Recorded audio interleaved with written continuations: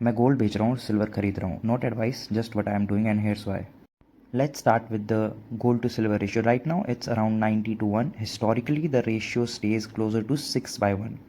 इसका मतलब ये हुआ, अगर सोना 1 लाख रुपए पे ट्रेड कर रहा है 10 ग्राम, और 10 ग्राम चांदी 1000 रुपये पे ट्रेड कर रही है, तो रेशियो कितना हुआ? 100/1. पर हिस्टोरिकली अगर देखा जाए तो ये रेशियो जो रहता है वो 60/1 होता है. अगर 60 से ऊपर है तो गोल्ड ओवर वैल्यूड है, सिल्वर अंडर वैल्यूड है.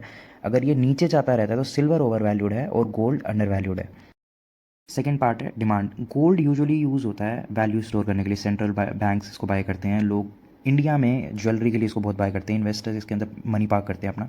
पर इंडस्ट्रियल यूज़ कंपैरेटिवली इसका बहुत कम है as compare to silver. Silver solar panels में, इलेक्ट्रॉनिक्स में, ईवीज़ में यूज़ होता है. और करंटली जो सोलर पैनल्स की डिमांड है, ईवी की डिमांड है, वो बूम कर रही है. तो सिल्वर की डिमांड भी बूम करेगी. तो क्लीन एनर्जी की जो डिमांड है वो पिक कर रही है. सोलर पैनल्स हो गए, ईवी हो गए.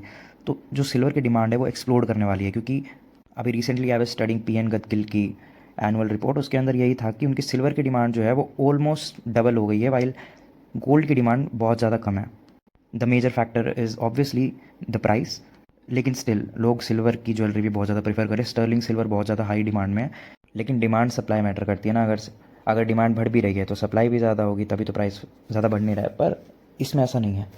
इसकी डिमांड तो बढ़ती जा रही है, एक्सप्लोड करती जा रही है, पर इसकी जो सप्लाई है वो नहीं बढ़ रही है. वो बहुत टाइम से स्टैगनेंट ही चल रही है.